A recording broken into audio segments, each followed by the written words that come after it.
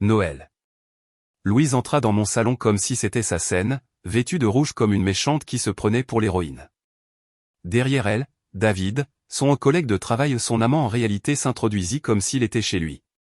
Cet homme m'avait un jour demandé d'emprunter mes clubs de golf.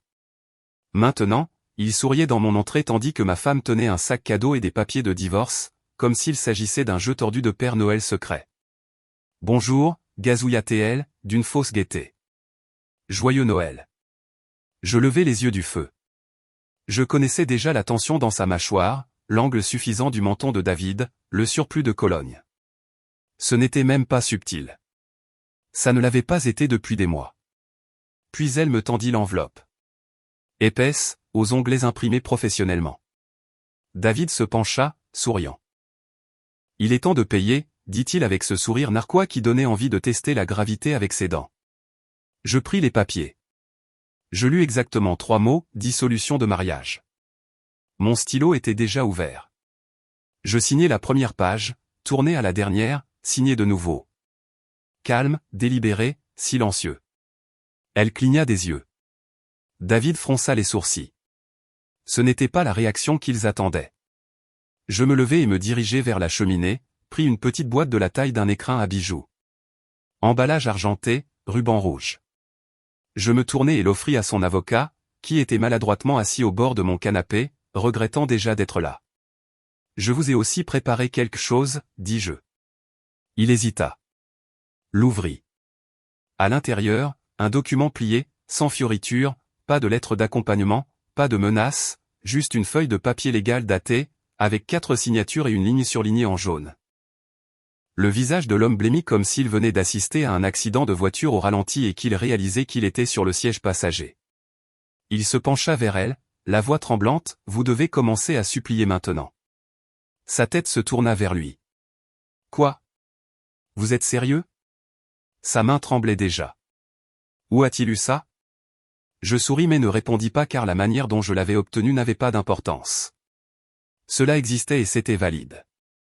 Une clause enfouie au plus profond de l'accord de partenariat que son père avait co-rédigé lorsque sa start-up suppliait encore les banques pour un financement de démarrage. La clause 7.3, dérogation du commanditaire, signée par l'investisseur silencieux, son propre père. Elle n'avait jamais été retirée, jamais mise à jour, juste là, attendant jusqu'à maintenant. Et maintenant qu'elle avait nommé David en tant que COO par intérim après des préoccupations éthiques, de surcroît sa signature déclenchait un examen automatique et un vote de succession. Elle n'avait aucune idée de ce qu'elle avait signé. Ou peut-être pensait-elle que la clause n'était qu'un élément décoratif légal, quelque chose pour embellir le document, et non pour réduire sa carrière en cendres. David semblait confus. Qu'est-ce que c'est que ce bordel? Je le regardais droit dans les yeux. Je me demande combien d'autres réunions de travail vous avez prévues à l'hôtel Marriott en centre-ville, chambre 912, n'est-ce pas? Comme vendredi dernier. Il tressaillit. Elle eut l'air d'avoir été giflée avec un classeur ouvert. C'est à ce moment-là que la plupart des hommes élèvent la voix. Renverse la table. Pleure. Frappe. Supplie. Pas moi. Voyez-vous, j'avais déjà fait les calculs. Il y a des années, j'ai su dès l'instant où David a commencé à apparaître dans nos histoires. Ses blagues au dîner contenaient son nom plus que le mien. Elle n'arrêtait pas de l'appeler son jumeau. Puis c'est devenu au partenaire. Puis mon autre moitié. À un moment donné, j'ai cessé de la corriger. J'ai juste commencé à collectionner les preuves. L'avocat tendit la main vers son téléphone. Je haussai un sourcil. Vous pensez qu'appeler quelqu'un annulera un contrat que votre cliente a déjà activé? Il le laissa tomber comme une braise chaude. Elle tenta de saisir le document. Il le retira. Vous ne pouvez pas faire ça, siffla-t-elle. Non, dis-je, vous l'avez déjà fait. David tenta d'intervenir. Écoutez, peut-être que nous devrions tous. Je le coupai. Avez-vous mis le vin ou l'hôtel sur les frais professionnels? Il cligna des yeux. Quoi? Parce que j'ai le relevé trimestriel des cartes de l'entreprise et les journaux d'audit interne. Je veux juste savoir sous quelle ligne vous l'avez mis. Développement client ou dépenses personnelles. Il ne répondit pas. Il n'en avait pas besoin. Je me mis de côté. Joyeux Noël. Et puis je sortis, les laissant assis dans le silence. Le feu crépitait derrière eux, et la mèche que j'avais allumée depuis des mois. Elle venait d'atteindre la boîte marquée « clause de succession ». Elle ricana comme les gens le font lorsqu'ils feignent de ne pas entendre une alarme incendie. Un peu trop fort, un peu trop rapide. Il bluffe, dit-elle, les yeux clignotant vers David, qui lui renvoya un sourire tordu comme si ce n'était qu'un exercice de team building gênant de plus. Il l'a probablement imprimé lui-même. Son avocat ne répondit pas. Il ne souriait pas. Il était penché en avant, les jointures blanches autour du papier. Ses yeux parcouraient le texte comme si lire plus vite effacerait les mots déjà gravés à l'encre. « Où avez-vous eu ça » demanda-t-il, la voix cassante. Je haussai les épaules, me versant un trait de scotch. Peu importe. C'est signé. La vôtre est l'une des signatures, si vous êtes curieux. Page 3. C'est alors qu'il la tourna. Ses yeux se fixèrent sur quelque chose et y restèrent. Clause 7.3. Elle n'était pas enfouie. Elle n'était pas cachée. Elle était surlignée dans le dépôt original. Jaune, légèrement délavé, mais toujours visible. Tout dirigeant promu au sein d'une ligne hiérarchique où un conflit d'intérêts a été documenté sera soumis à un vote immédiat de succession. Toutes les parties renoncent à leur droit de décision pendant la période de violation. C'est la formulation officielle. Le sens réel, si vous couchez avec votre subordonné et le promouvez quand même, et que votre père est un commanditaire avec des droits de dérogation, vous venez de céder votre couronne en silence. Il y a des mois, au moment où elle a signé la note de promotion de David, le compte à rebours a commencé et j'étais juste celui qui tenait le chronomètre. Le fait est que les enquêtes éthiques ne disparaissent pas. Elles restent silencieuses, surtout si l'accusateur original disparaît avec un accord et un NDA étanche, ce qui est exactement ce qui s'est passé avec la jeune designer qui est partie le trimestre dernier après une plainte pour environnement hostile impliquant, vous l'avez deviné, David. Cette plainte est allée directement au sous-comité d'éthique. Et pendant que ma femme validait le nouveau titre brillant de David, le journal d'éthique avait toujours son nom signalé. Marqué en jaune, sous examen. Promotion plus conflit plus intérêt familial équivaut à la clause 7.3. Elle a donné à son père, qui, encore une fois, possède 37% de son entreprise, une batte légale, et l'a supplié de frapper. Et moi. Je lui ai juste tendu la balle. David jeta un coup d'œil à l'avocat. Attendez, attendez. Êtes-vous en train de dire que cette chose est réelle ? Sa voix se brisa un peu sur « réel » et j'ai apprécié ça. Elle regarda de l'un à l'autre, puis l'avocat. Vous m'avez dit que cette clause était obsolète. Il ne répondit pas. Elle se pencha. Vous avez dit qu'elle serait retirée lors du prochain cycle d'actionnaires. Elle n'a jamais été retirée, dis-je. Mais j'admire la confiance qu'il a fallu pour remettre à votre père l'équivalent légal d'une guillotine et ensuite danser dessous en talons. Le visage de David se vida. Pourquoi son père signerait-il ça ? Maintenant, c'était une meilleure question. Et la réponse était simple. Son père ne m'aimait pas. Mais il me respectait. Une distinction rare. Plus important encore, il détestait l'embarras public. Il croyait aux entreprises familiales comme certaines personnes croient aux lignées. Et regarder sa fille parader son affaire comme un foutu TED Talk, c'était suffisant pour faire parler même un commanditaire silencieux. Surtout quand il a vu les photos. Surtout quand il a lu les transcriptions. Surtout quand il a appris que David avait accédé à un pipeline client à partir de ses identifiants pour réaffecter un contrat sous son propre nom. Oh oui, j'avais ça aussi. Donc, pendant qu'elle levait les yeux au ciel et préparait son petit théâtre de Noël, son père lisait le rapport d'éthique que je lui avais discrètement remis dans son bureau. Seul, un verre de cognac à la main, un stylo dans l'autre. Il a signé la clause de dérogation, puis m'a remis l'original. Utilisez-la si elle oublie un jour qui a construit ça, dit-il. Elle a oublié et je n'ai pas oublié. David se sentit mal à l'aise. On ne peut pas, combattre ça ? L'avocat se leva. Il ne les regarda pas, juste rassembla lentement ses papiers. Vous pouvez essayer, dit-il. Mais le vote doit avoir lieu. Et d'après ce que j'ai entendu, le conseil se réunit déjà. Il me regarda, non pas avec colère, mais avec respect, et peut-être un peu de peur. Vous ne bluffez pas, dit-il. Je levai mon verre. Joyeux Noël. Il partit sans un mot de plus. Ma femme le regarda. Ses lèvres s'entr'ouvrirent, mais rien n'en sortit. Ses mains tremblaient, non pas de froid, mais de la réalisation qu'elle n'avait pas été battue. Elle avait elle-même signé sa défaite. David, toujours derrière elle, murmura « Je croyais que tu avais dit que ton père s'en ficherait. » Elle ne répondit pas. Elle n'en avait pas besoin car nous savions tous les deux que son père s'en souciait beaucoup, surtout de l'héritage. Et il venait de s'assurer que le sien se terminait entre parenthèses. 3 mois avant Noël, je me suis retrouvé dans un bureau rempli de livres que personne n'avait touchés depuis des années, face à un homme qui m'avait dit un jour « Tu es intelligent, mais tu n'es pas né intelligent. » Mon beau-père, Michel Dupont, investisseur majoritaire silencieux, self-made si l'on ignore les 2 fonds fiduciaires avec lesquels il a commencé. Nous ne nous étions jamais aimés. Le respect, peut-être. L'affection? Même pas en théorie. Ma poignée de main était toujours trop ferme à son goût, mon ton trop plat. Il n'approuvait pas ma façon de m'habiller, de parler, ou mon refus de jouer au jeu du gendre. Mais il y avait une chose que Michel Dupont respectait par-dessus tout. L'ordre, les lignes claires, les contrats signés, pas de drame. Alors quand je lui ai tendu un dossier de photos, de mets, de journaux de cartes d'accès et de reçus, horodatés, catalogués et recoupés à la minute près, il n'a pas soufflé, n'a pas élevé la voix, il a juste versé 2 doigts de scotch, fait glisser un verre sur la table et s'est assis. Je n'ai pas bu le mien. Il a feuilleté le contenu en silence, page par page, l'expression illisible, s'arrêtant parfois, une fois pour froncer les sourcils, une fois pour sourire, et une fois lorsqu'il a atteint un texte où sa fille m'appelait, le vieux moteur qui ronronne encore. Elle est devenue négligente, murmura-t-il, repliant les papiers dans le dossier. Et sentimentale. Je pense que le mot est de privilégié, répondis-je. Il ne discuta pas. Au lieu de cela, il ouvrit le tiroir du bas de son bureau, en sortit une enveloppe manille abîmée et la posa devant moi.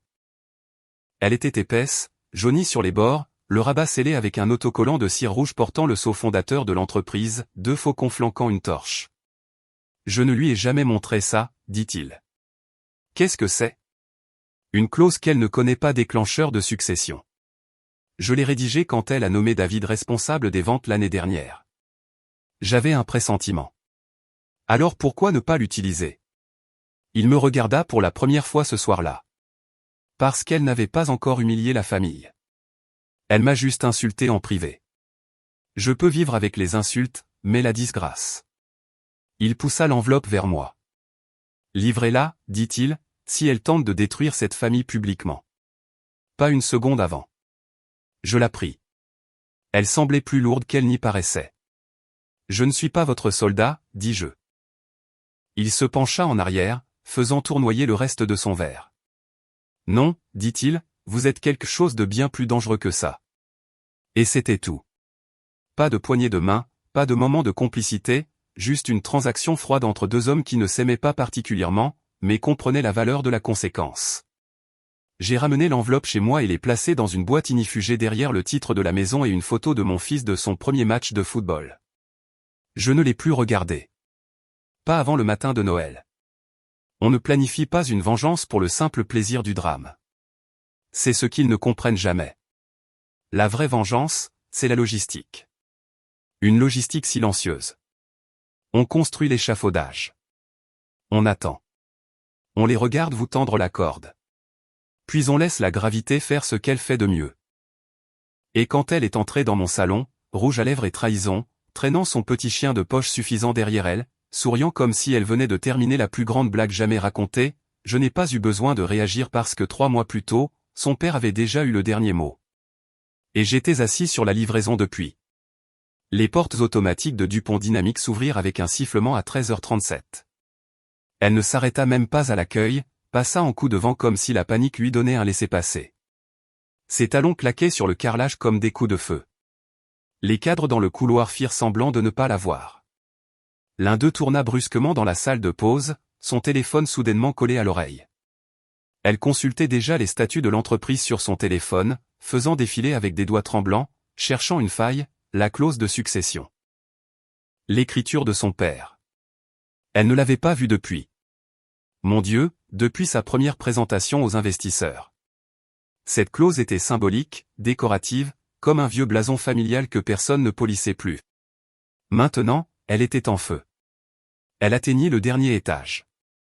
La salle de réunion du conseil d'administration se dressait devant elle. Mur de verre froid et silencieux. Les doubles portes en chêne étaient déjà fermées, mais non verrouillées. Elle ne frappa pas. À l'intérieur, 12 hommes et femmes étaient assis autour d'une longue table de pierre grise. Pas d'ordinateur portable, pas de café, juste des dossiers devant chacun d'eux, rangés, intentionnels. Au bout de la table, son père, pas un mot. Il ne la regarda même pas.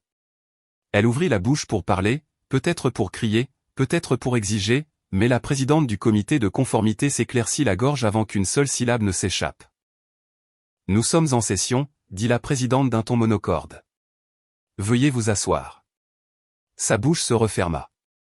Elle s'assit.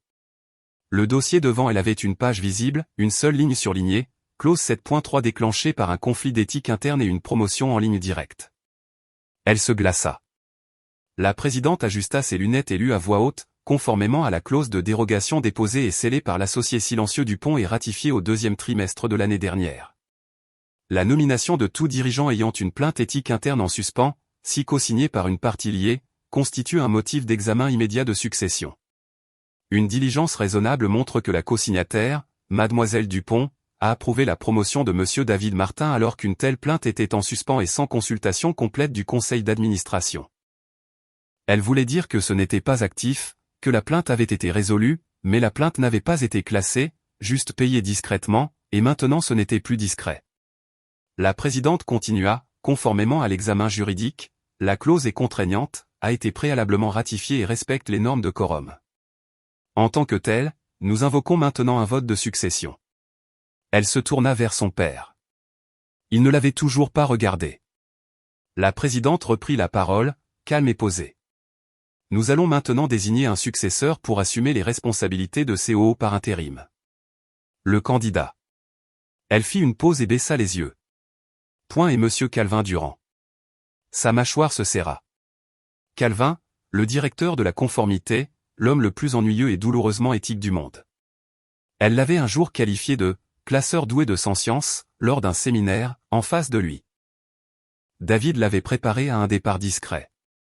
Maintenant, il prenait la place de David. Pas d'objection, demanda la présidente. Silence. Elle essaya, attendez. Qui est pour, insista la présidente, l'ignorant. 12 mains se levèrent, y compris celle de son père. Unanime. Le marteau frappa la table une fois. Succession déclenchée. David était dehors. Elle suspendue. En attente d'examen de conformité. Accès gelé. Privilèges exécutifs révoqués. Salaire interrompu jusqu'à la fin de l'examen.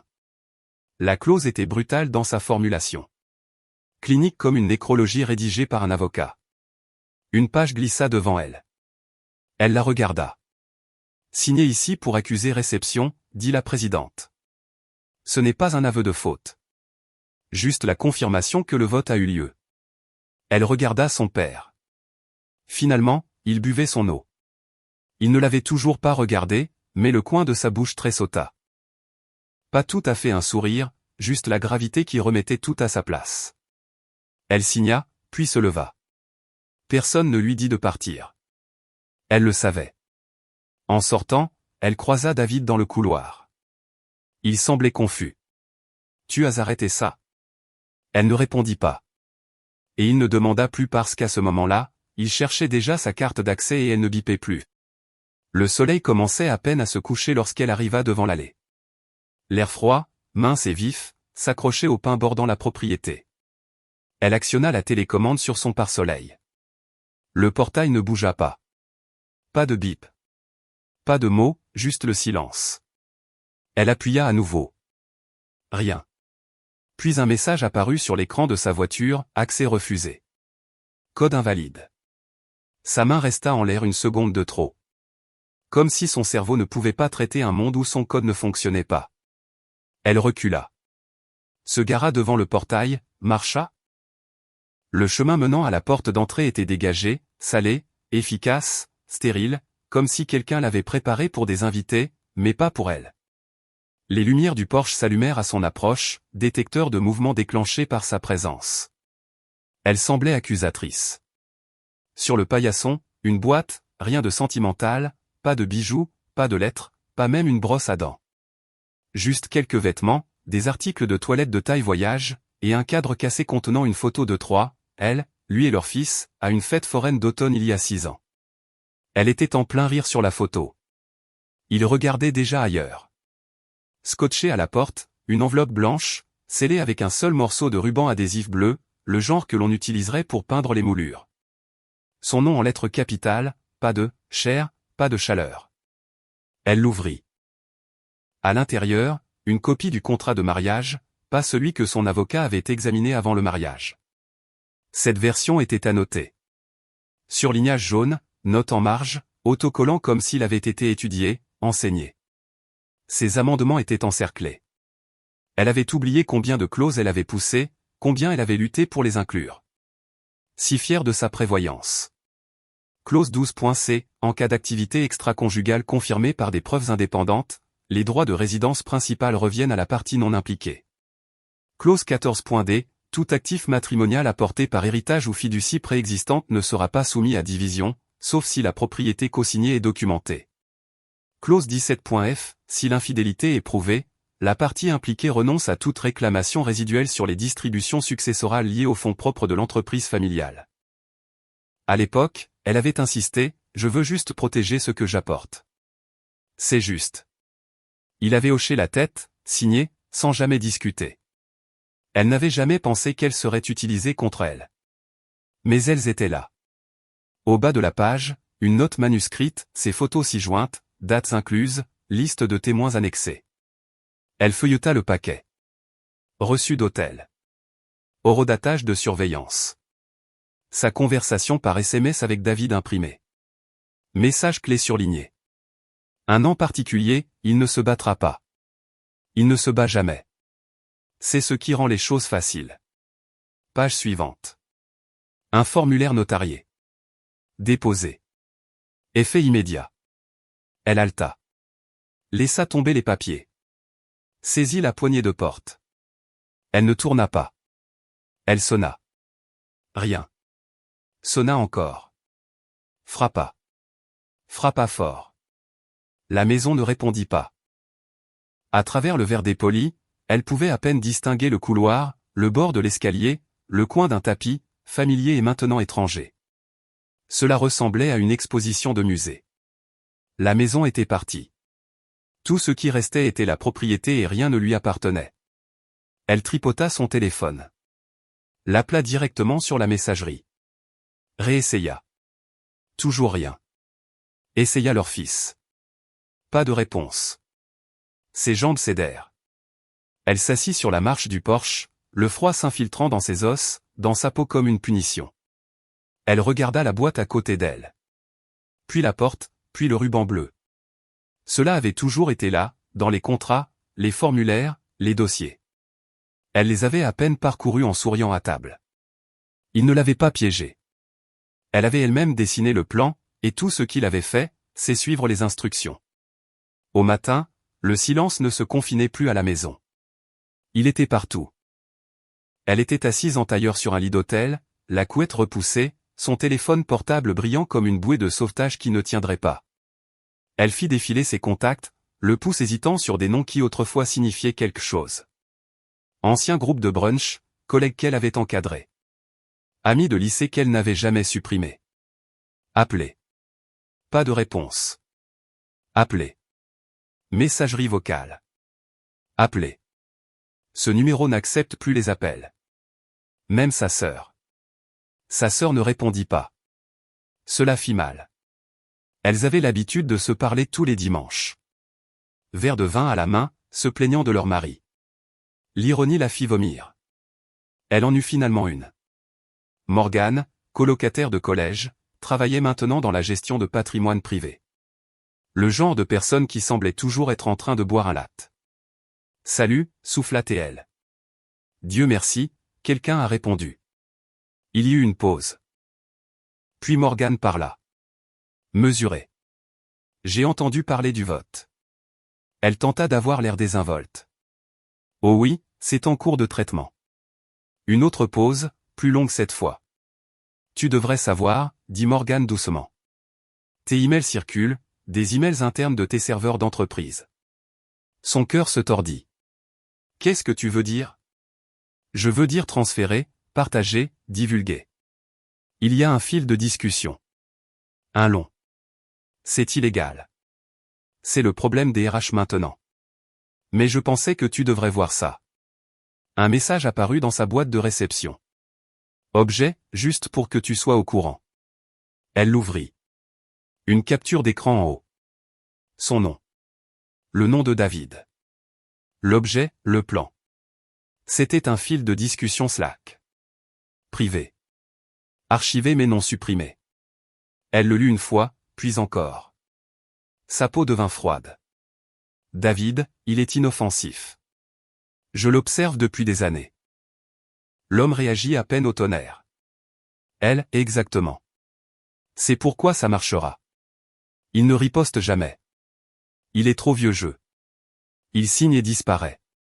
David, donc, nous sommes toujours d'accord pour vider la succession avant le 4e trimestre. Elle, je prépare déjà les documents. Il ne remarquera rien jusqu'à ce que sa carte d'accès ne fonctionne plus. En dessous, quelqu'un avait surligné son message, utiliser la passivité du vieil homme est la seule chose qui a rendu cela supportable. Elle laissa tomber le téléphone. Le vieil homme, son mari. Elle n'avait pas écrit cela pour être cruelle. Pas intentionnellement. C'était une blague, mais les blagues ne sont pas oubliées, surtout quand elles vieillissent mal et fuient lors des audits de courrier électronique de l'entreprise. Elle essaya une autre amie, Sophie du groupe de yoga, directement sur la messagerie vocale. Puis Chloé, sa directrice des relations publiques. Elles se rencontraient 2 fois par semaine pour des verres, des potins et des stratégies de succursale. Chloé répondit. Il n'y eut pas de bonjour. Pourquoi tu ne m'as pas dit que tu préparais un remaniement de succession, demanda Chloé. Je ne l'étais pas. C'était personnel. Oui. Et maintenant c'est public. Tu as entraîné David dans la direction sans même nettoyer la plainte éthique et maintenant on me demande si je savais. Je ne pensais pas que ça s'activerait. Chloé la coupa. Tu n'as pas pensé du tout. Nous avons tous travaillé trop dur pour construire quelque chose de solide. Et maintenant ton désordre personnel est notre responsabilité. Je dois y aller. Clic, la ligne se coupa. Elle fixa son téléphone comme s'il l'avait trahi, mais ce n'était pas le cas. Il n'était que le messager. Il ne la ghostait pas. Ils prenaient leur distance stratégiquement, professionnellement. Et soudain, elle comprit. Il ne s'était jamais battu. Il n'avait jamais discuté. Il avait juste documenté. Chaque carte qu'il jouait, il la cataloguait. Chaque chuchotement qu'elle et David envoyaient via Slack. Il attendait qu'ils appuient sur envoyer. Il les laissait écrire le scénario, se mettre en scène comme des méchants, et répéter chaque réplique arrogante. Il ne l'avait pas exposé. Il avait juste allumé les lumières. Et maintenant, le public partait. L'appel arriva juste avant midi, au moment où elle s'était convaincue qu'il y avait encore quelque chose à sauver. Elle était assise à la petite table en marbre de la kitchenette de la suite d'hôtel, buvant sa 3e tasse de café brûlé du hall, à moitié vêtue de sa blouse de la veille. La télévision était en sourdine. Des présentateurs souriaient dans des segments de vacances comme si sa vie ne se désintégrait pas à 72 images par seconde. Son téléphone sonna. Finalement, son avocat, Maître Dubois. Poli, cher, et jusqu'à 24 heures auparavant, confiant qu'elle avait le dessus. Il lui avait dit un jour, lors d'une renégociation de contrat, le tribunal ne s'agit pas de la vérité. Il s'agit de la narration, et j'écris de meilleures histoires. Alors, elle répondit, s'attendant à de la stratégie. Au lieu de cela, elle eut le silence. Maître Dubois, dit-elle. Il soupira. Ce n'était pas théâtral. C'était réel. Il attendit. Je ne peux plus vous représenter. Les mots ne s'enregistrèrent pas. Pas au début. Pardon? Je résilie notre accord. Sa voix devint aiguë. Pour quel motif? Une autre pause. Conflit d'intérêts. Ce n'est pas un motif légal. Vous êtes sous contrat et j'invoque la clause 5C, résiliation suite à la découverte d'une fausse déclaration matérielle irréconciliable de la part du client. Elle cligna des yeux. Quelle fausse déclaration? J'ai lu le dossier complet, dit-il, la voix plus tendue. Les documents fiduciaires, les transferts de patrimoine, les communications que vous avez envoyées sur le temps de l'entreprise, les rapports de conformité, le contrat de mariage que vous l'avez forcé à signer à noter de votre propre écriture, les fiches-slac, la note sur le pillage du patrimoine. C'était privé. Non, corrigea-t-il. C'était admissible. Ses mains se crispèrent en poing. Vous avez dit que j'avais un levier. J'ai dit cela avant de voir ceci, répondit-il calmement. Vous aviez un levier. Ce que vous avez maintenant, c'est une campagne d'auto-sabotage magnifiquement orchestrée, élégamment exécutée. Il n'a pas gagné. Vous lui avez tout donné. Elle se leva, arpentant la suite. Alors c'est ça? Vous partez? Je me protège, dit-il. Si je reste, je risque d'être nommé dans une motion de découverte. Il a déjà un avocat, n'est-ce pas? Elle ne dit rien. Je le pensais, continua-t-il. Vous pensez que je ne sais pas qui il a engagé? Il a Maître Fournier. Elle se figea. Fournier était un avocat d'affaires réputé pour disséquer ses adversaires comme un chirurgien avec une vieille rancune. L'homme portait les victoires en salle d'audience comme des cravates. Son estomac se retourna. Maître Dubois, attendez. Vous me connaissez. Nous avons fait des affaires ensemble. Je vous connais. C'est le problème. Et j'aurais dû mieux savoir que de prendre cette affaire sans lire le dossier complet d'abord. Vous m'abandonnez. Non, dit-il, vous vous êtes abandonné il y a des mois. Vous ne l'avez juste pas remarqué. Il raccrocha. Pas d'adieu. Pas de référence. Juste la douce finalité d'un appel qui se termine. Et puis le silence à nouveau. Elle se rassit, fixant le dossier intouché sur la table, le même qu'elle avait évité d'ouvrir. Elle le saisit maintenant, comme si, en le voyant de ses propres yeux, cela ne semblerait pas si accablant. C'était pire qu'elle ne s'en souvenait. Chaque page détaillait quelque chose qu'elle lui avait donné volontairement. Texte, reçu, horodatage de mai, fiche-slac, scan de badge de conférence. Il y avait même une note de bas de page d'un auditeur indiquant que la promotion de David avait été poussée en urgence par la cofondatrice Dupont, contre les recommandations de la conformité. Sa propre dérogation, son propre nom, sa propre trace numérique. Ce n'était pas une fuite. C'était une détonation contrôlée et son avocat avait jeté un coup d'œil et s'était enfui. Elle posa le dossier et regarda par la fenêtre. Dehors, des familles s'affairaient dans la rue, vêtues de manteaux et d'écharpes. Les rires portaient à travers le froid. Des enfants se poursuivaient avec des boules de neige. À l'intérieur, elle restait parfaitement immobile, comme une maison déjà condamnée, non pas par le feu, mais par la connaissance tranquille que chaque poutre de soutien avait été sciée bien avant l'effondrement, et qu'elle avait elle-même tendu la scie. Le tribunal était plus silencieux qu'elle ne l'avait imaginé. Ce silence institutionnel étrange où même les pas semblaient gênés. Elle ne fit pas la queue, ne vérifia pas son reflet dans la porte vitrée. Elle se dirigea directement vers le guichet des archives comme si l'urgence pouvait l'emporter sur la procédure. Le greffier derrière la vitre était jeune mais pas naïf. Il avait déjà vu cette expression. Des femmes, des hommes, des couples s'accrochant à ce qui restait après que la vérité se soit délitée. Il ne s'y a pas, je dois déposer une injonction d'urgence, dit-elle, claquant une pile de formulaires sur le comptoir. Il leva lentement les yeux. Propriété ou garde? Propriété. La maison conjugale. On vient de m'en interdire l'accès. Il hocha la tête. Non. Elle le donna. Votre mari. Ex-mari, corrigea-t-elle. Ou bientôt ex, dit-il en tapant. Il scannait l'écran. Adresse, demanda-t-il. Elle la donna aussi. Plus de frappes. Puis il s'arrêta, pencha la tête. Je vois la maison, dit-il. Mais votre nom n'est pas sur le titre. Elle cligna des yeux. C'est notre maison. Elle n'est pas répertoriée comme propriété conjointe.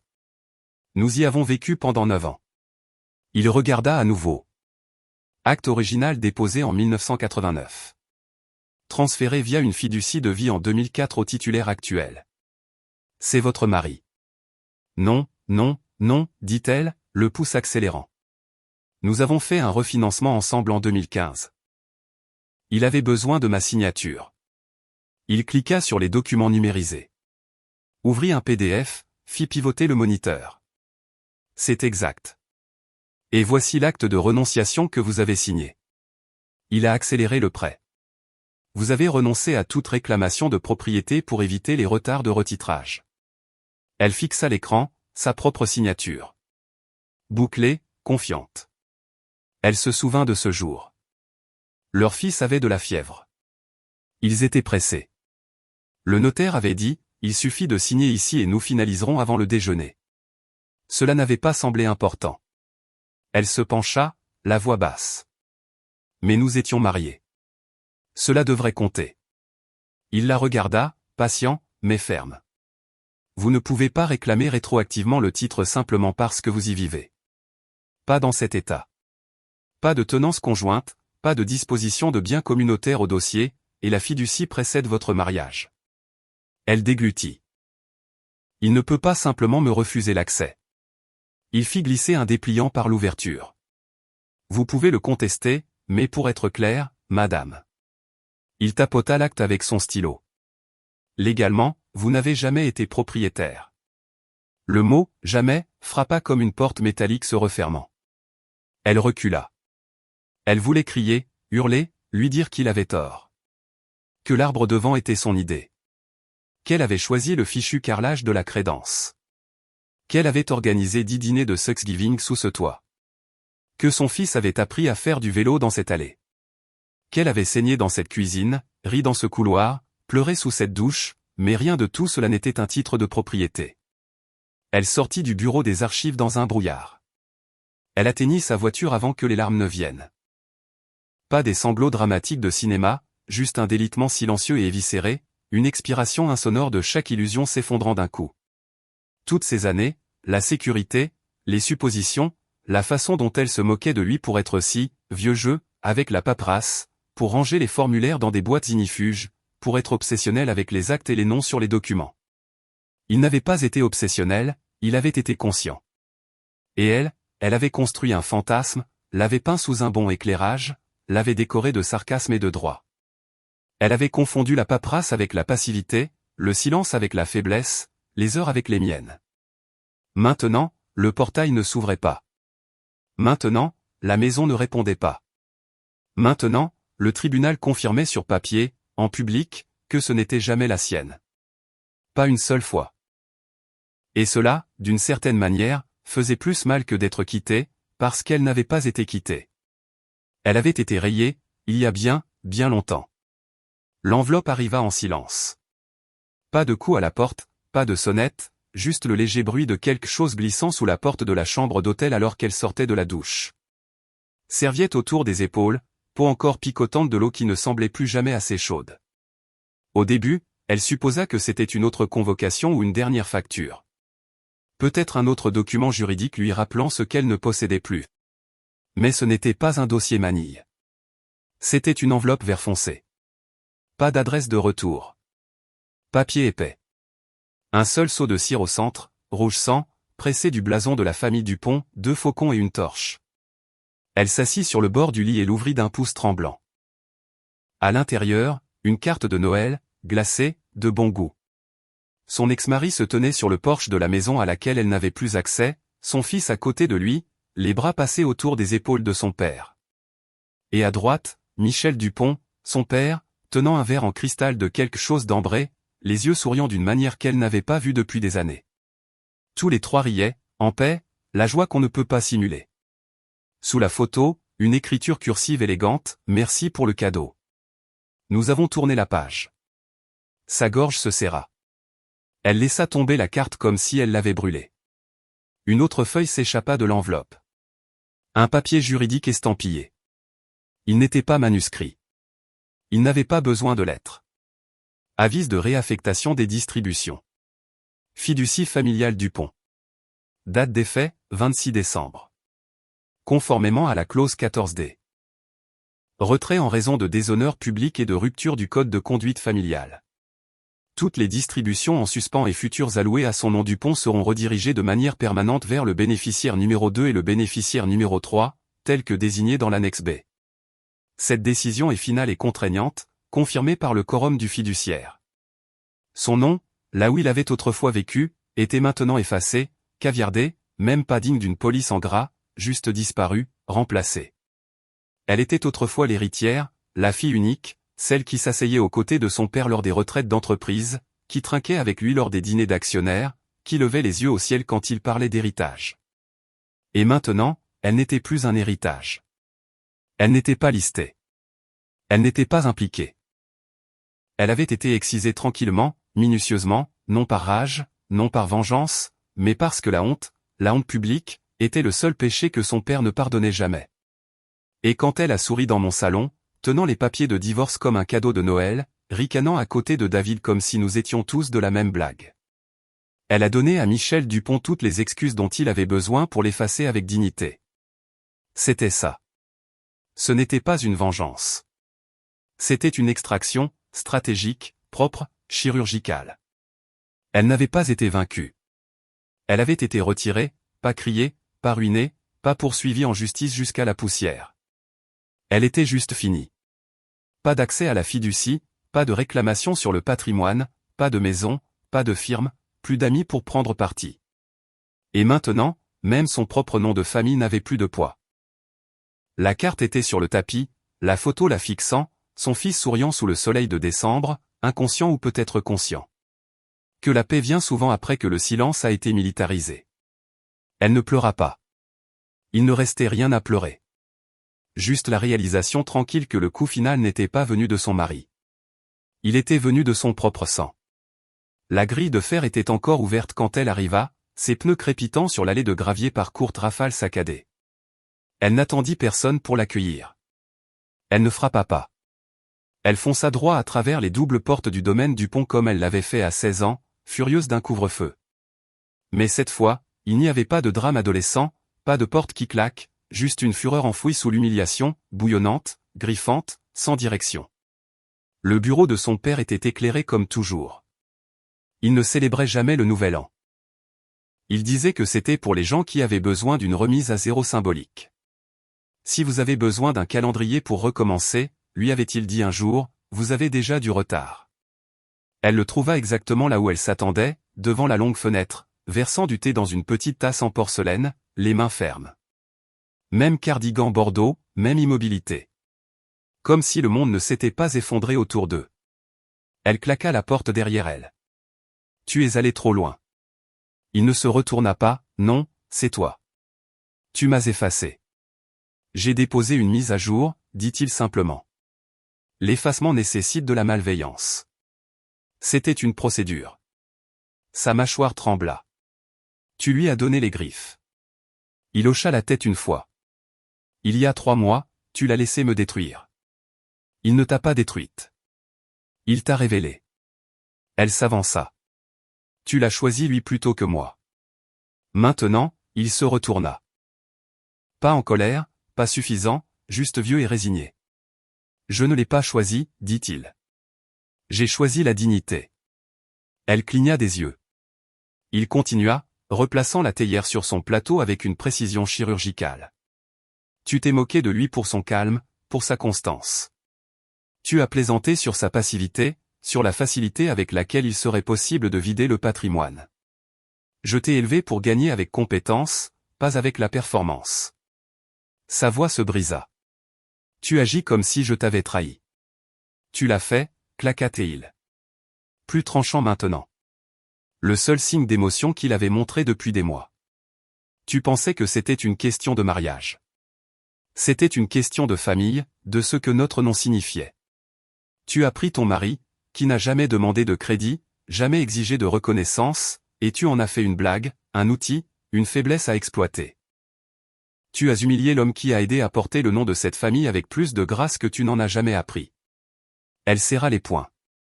Il n'est pas de mon sang. Son père la fixa, quelque chose de froid scintillant derrière ses yeux. Non, dit-il.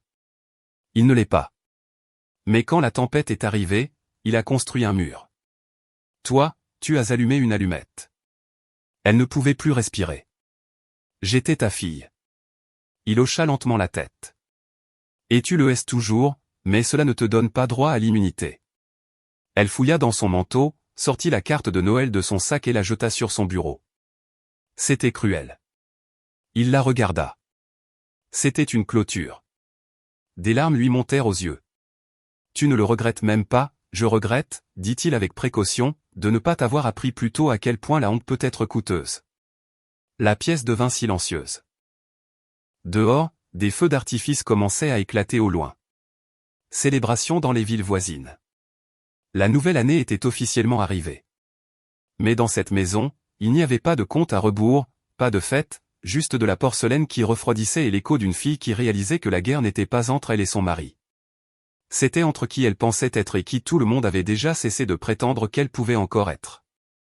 Elle se tourna pour partir. À la porte, elle s'arrêta. Un dernier essai. Tu crois vraiment qu'il méritait tout ça? Son père ne la regarda pas, il but juste son thé. Il n'a jamais levé la main, dit-il doucement. Il n'a rien demandé jusqu'à ce que tu prennes tout. Et sur ce, elle entra dans le couloir. Le son de ses propres pas la suivant hors de la seule pièce où elle n'était plus autorisée à appartenir. Non pas parce qu'il la haïssait, mais parce que le silence dont elle s'était moquée avait fait son œuvre.